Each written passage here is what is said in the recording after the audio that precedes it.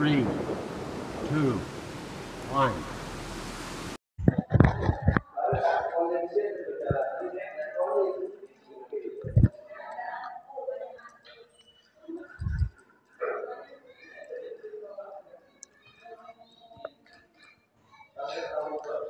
Bismillahirrahmanirrahim. Assalamualaikum warahmatullahi wabarakatuh. Innal hamdalillah nahmaduhu wa nasta'inuhu wa nastaghfiruh wa na'udzu billahi min shururi anfusina wa min sayyiati a'malina. Man yahdihillahu fala mudhillalah wa man yudhlil fala hadiyalah. Asyhadu an la ilaha illallah wahdahu la syarikalah wa asyhadu anna Muhammadan abduhu wa rasuluh. Allahumma shalli wa sallim ala nabiyyina wa rasulina Muhammad sallallahu alaihi wasallam wa ala alihi wa ashabihi wa man tabi'ahum bi ihsanin ila yaumiddin, amma ba'du. Bapak Ibu jamaah kajian terjemah lafziyah pada malam hari ini yang insyaallah dimuliakan oleh Allah Subhanahu wa taala. Alhamdulillah kita pada malam hari ini, yaitu malam pertama di tahun 1445 Hijriah. Alhamdulillah kita bisa memasuki tahun baru Hijriah. Kita selalu memohon kepada Allah Subhanahu wa taala semoga di tahun yang baru ini kita diberikan oleh Allah kemudahan, keistiqomahan dalam menjalankan segala perintah daripada Allah Subhanahu wa taala, dan kita dijauhkan daripada segala larangan yang Allah larang kepada kita semuanya. Alhamdulillah Bapak Ibu jamaah kajian rahimani Allah, kita melanjutkan yaitu menghabiskan dari surat Al-A'la yang mana kita sudah membahas, mengkaji bersama di ayat pertama sampai dengan ayat ke-13. Mari kita terlebih dahulu mentahsin tilawah kita di ayat ke-14 sampai dengan ayat terakhir, ayat ke-19. A'udzu billahi minasy syaithanir rajim.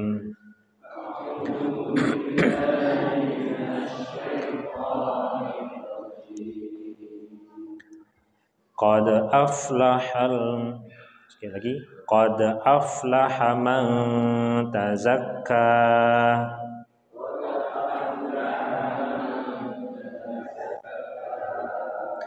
wa dzakara isma rabbih fasalla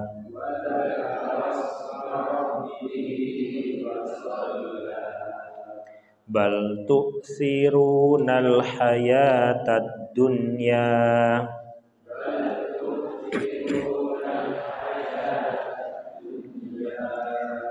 wal akhiratu khairun wa abqa.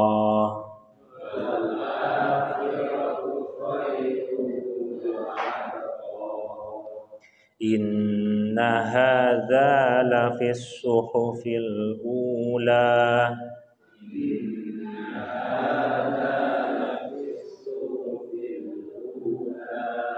suhufi Ibrahim wa Musa.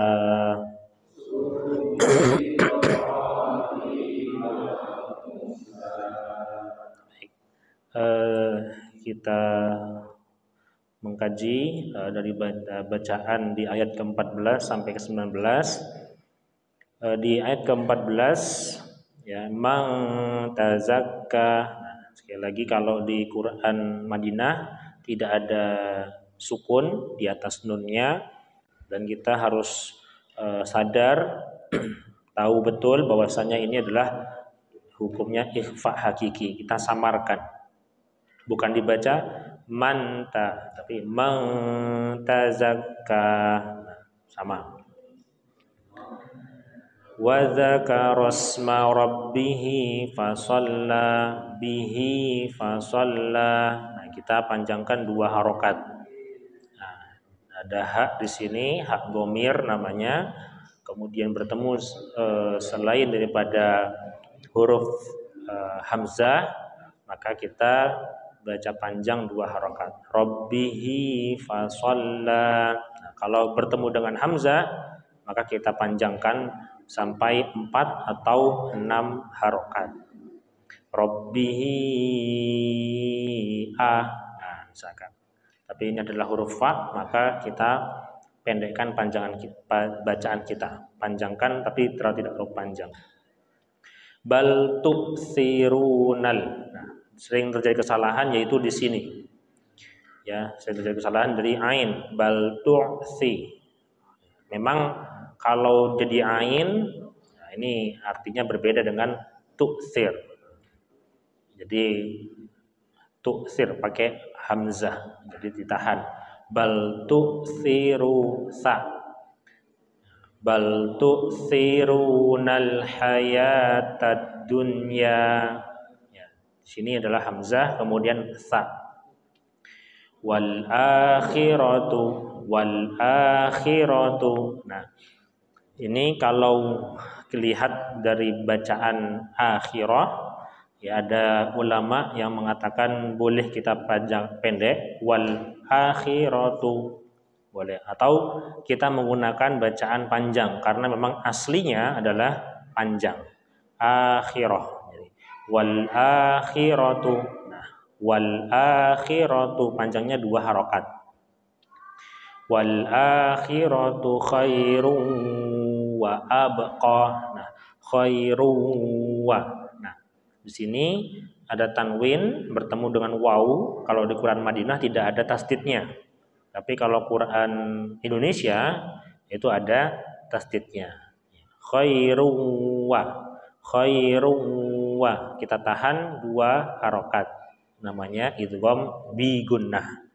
Idgham bi gunnah, ada 4 huruf. Ya, mim, nun dan waw. Khairum wa abqa. Inna hadza. Ya. Ini disebut dengan gunnah, ya, ada nun bertasdid, maka kita harus tahan 2 harokat. Inna hadza lafis suhufil ula. Ini hak ya. Suhufil ula. Suhufi Ibrahim. Yang sering kesalahan yaitu di ro-nya. Ya, sering kita mengucapkan biasa letterlek bahasa Indonesia Ibrahim, tapi Ibrahim wa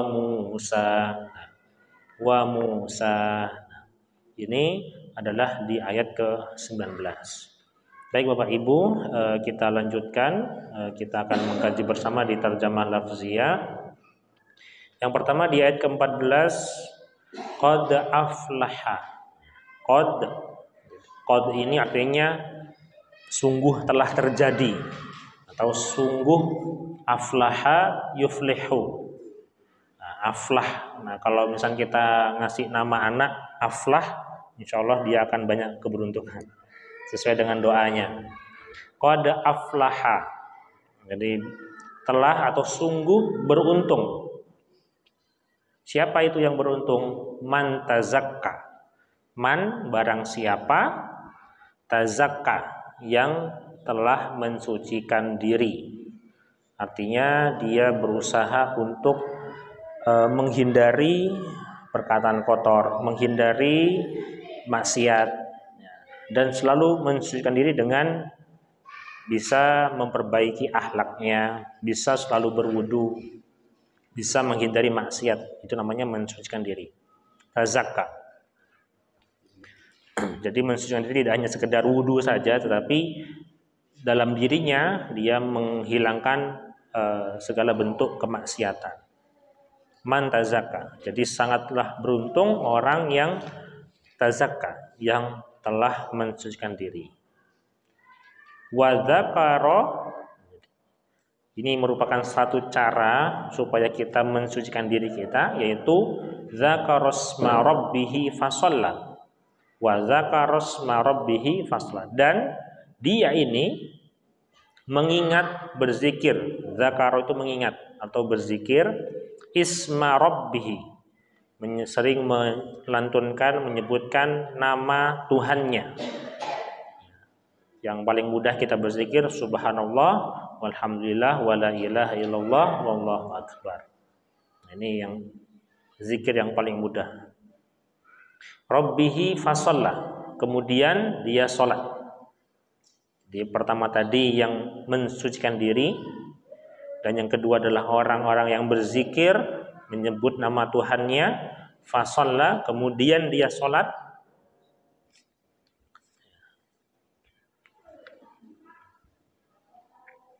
Bal tu'thirunal hayatad dunya. Bal, jadi ini lawannya. Jadi orang yang tidak beruntung. Jadi lawannya yaitu tu'thirun. Jadi orang yang memilih, orang-orang kafir. Jadi pilihan orang kafir yaitu yang memilih kehidupan hayata ad-dunya, kehidupan dunia. Jadi lawannya bal, tetapi atau kecuali atau selain daripada itu, yaitu orang kafir, kalian tu'thirunal hayatad dunya, memilih kehidupan dunia,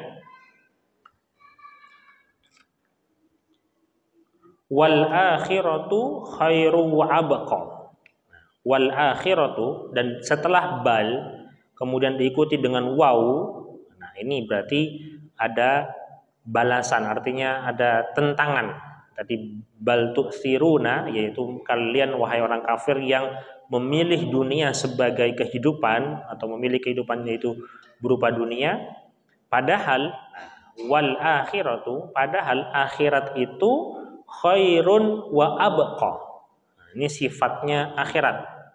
Sifat akhirat adalah lebih baik daripada dunia, wa abqa, yaitu lebih kekal. Wal akhiratu khairun wa abqa. Wa di situ adalah artinya padahal. Setelah kata bal tadi kemudian diikuti waw, setelah itu maka ini adalah pertentangan. Padahal akhirat itu justru lebih baik dan lebih kekal. Jadi ini adalah pernyataan dari Allah Subhanahu wa taala mengenai kaum kafir yang tidak percaya tentang akhirat. Jadi padahal di ayat kedua terakhir, di dua ayat terakhir kita akan lihat inna hadza lafis suhufil ula. Sesungguhnya pernyataan bahwanya akhirat itu adalah kekal, akhirat itu ada, akhirat itu lebih baik, lafi suhufil ula. Lafi betul-betul atau benar-benar ada di dalam suhuf. Suhuf ini adalah sofhah. Nah, dari kata sofhah artinya lembaran. Suhuf berarti maknanya adalah kitab-kitab. Ya, jadi pernyataan bahwasannya akhirat itu adalah kekal, akhirat itu khair, kemudian lebih baik daripada dunia, tentang makna akhirat itu sudah ada di dalam kitab-kitab al-ula yang terdahulu sebelum datang Quran. Jadi kaum kafir tidak percaya akan adanya akhirat. Mereka ketika datang pernyataan tentang akhirat, mereka lebih memilih dunia dan menyampingkan akhirat. Inna hada lafis suhufil. Sesungguhnya ini pernyataan tadi, pernyataan tentang akhirat itu betul-betul di dalam suhuf, yaitu kitab-kitab al-ula yang terdahulu. Apa kitabnya? Suhufi Ibrahim wa Musa. Ya. Suhuf yaitu kitab-kitab al-Ibrahim, Ibrahim dan Musa. Kitab Ibrahim dan kitab Musa, kitab Taurat dan kitab Zabur. Kitab Zabur dan kitab Taurat. Ini adalah kitab-kitab yang sudah ada di dalamnya pernyataan-pernyataan tentang akhirat. Namun kaum kafir mereka enggan untuk menyatakan hal itu. Padahal sudah termaktub di dalam kitab-kitab sebelum atau yang terdahulu al-ula. Baik Bapak Ibu, jamaah kajian rahimanillah, ini merupakan ayat terakhir di surat Al-A'la, yang mana juga sebelumnya di ayat sebelum daripada ayat ke-14 juga kita sudah membahas tentang surat Al-A'la, isinya ya, yang dimana di situ ada menggambarkan tentang menggambarkan tentang neraka dan surga.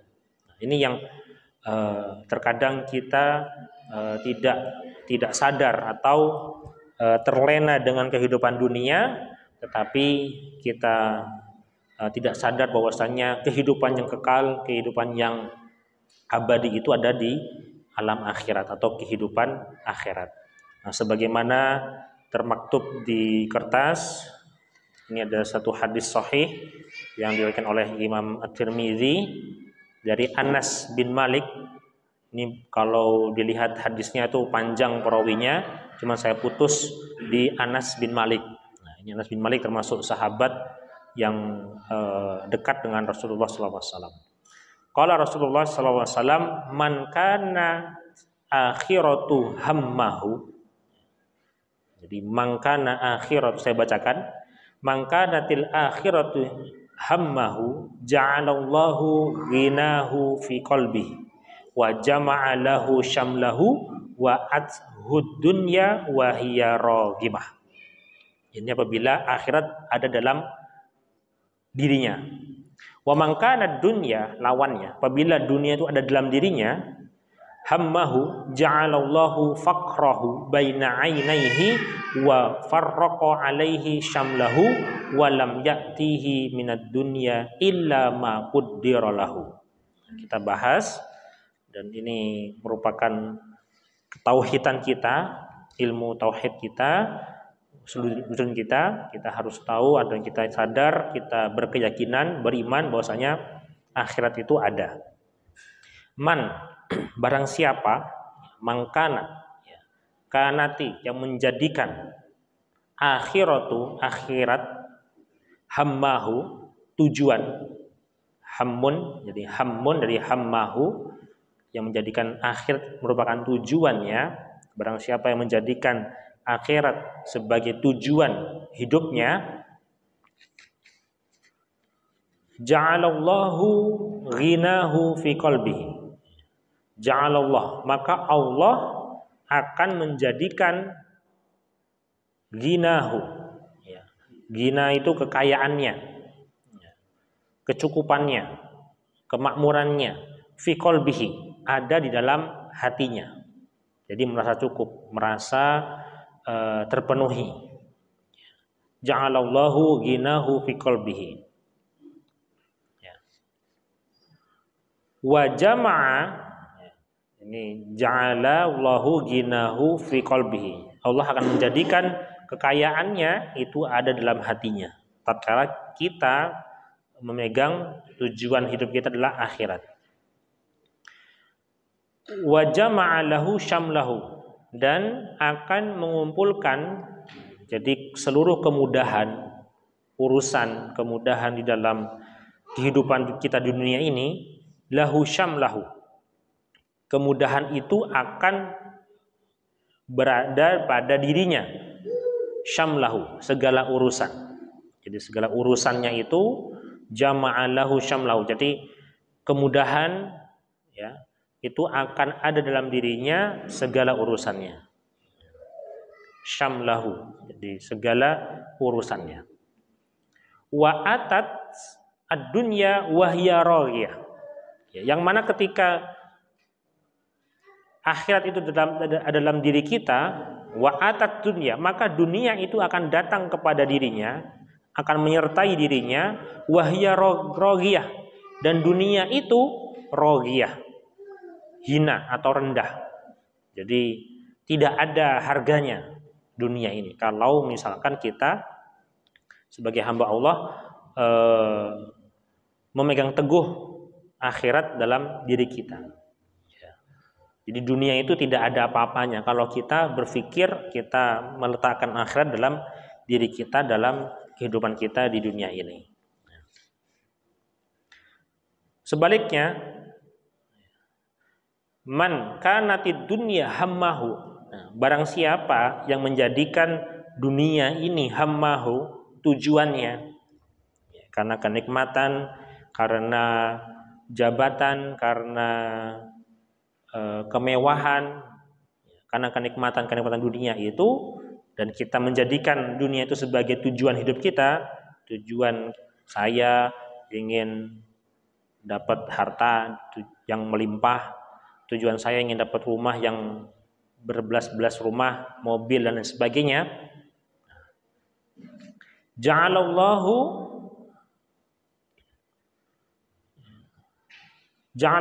faqrahu baina ainihi. Maka Allah akan menjadikan faqrahu, kemiskinan, baina ainaihi, di antara atau di depan ainaihi, kedua matanya.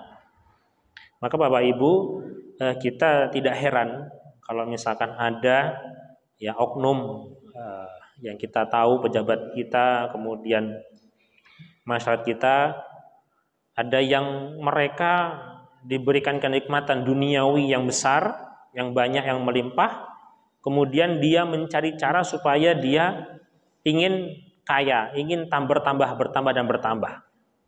Ya, maka yang terjadi adalah Allah menjadikan kemiskinan ada di depan matanya.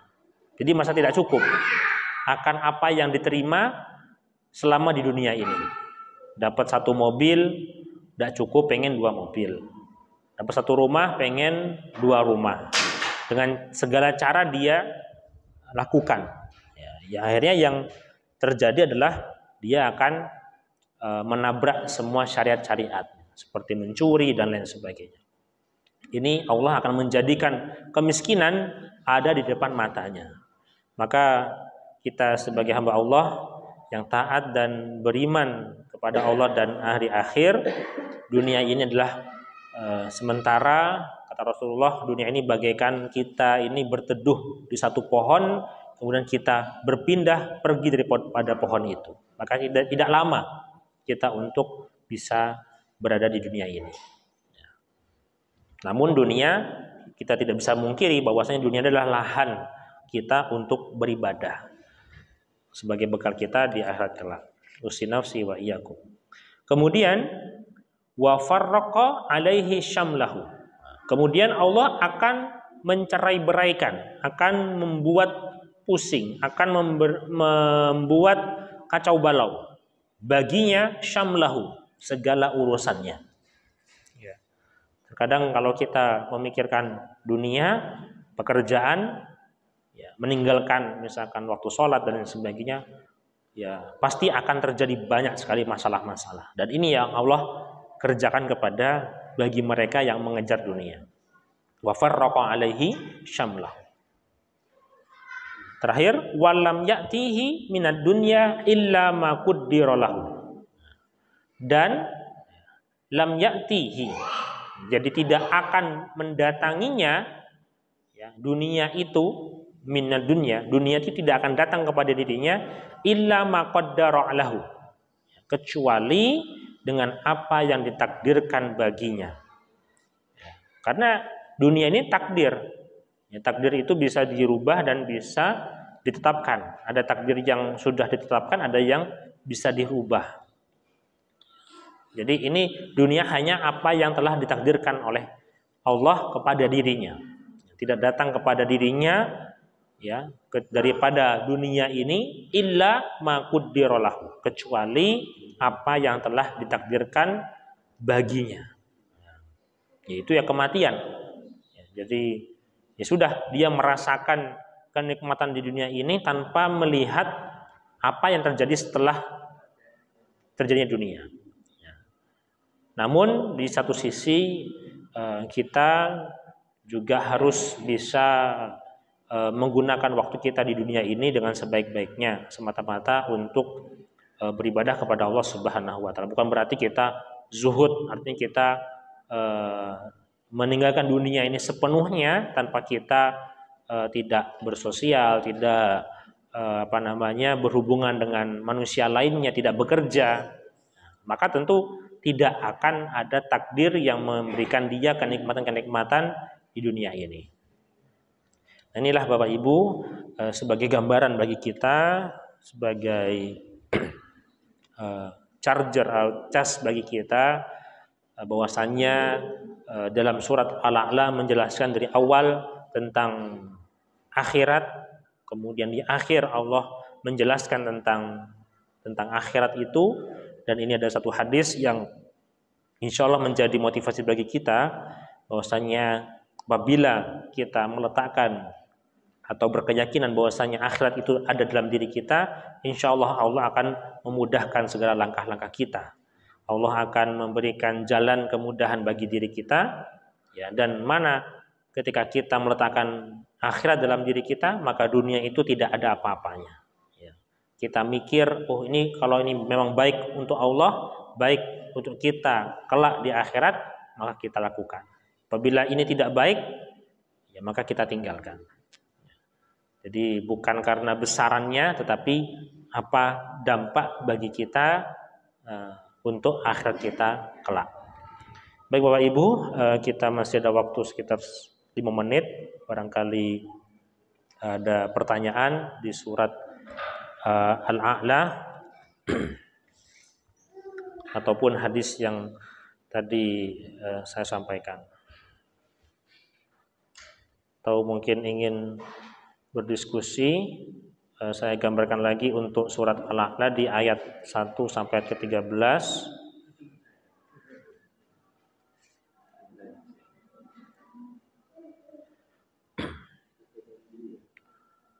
Jadi daripada surat Al-A'la ini di ayat pertama kita dianjurkan, ya, kita berupaya untuk selalu bertasbih kepada Allah Subhanahu wa taala.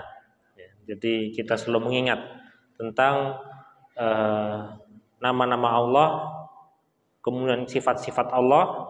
Ya, jadi ada tauhid rububiyah wa tauhid uluhiyah dan asma wa sifat. Jadi kita harus percaya, kita bertauhid, ada ilmunya untuk mempelajari asma, nama-nama Allah.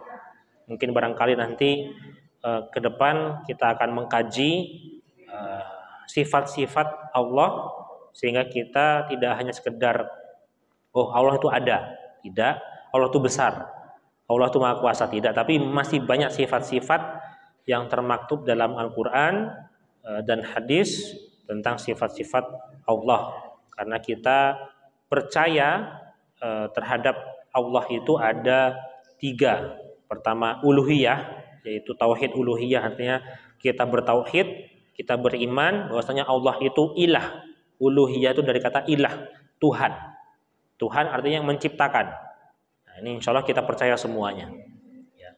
Kemudian tauhid rububiyah, tauhid tentang Allah itu memanage, mengatur alam semesta ini.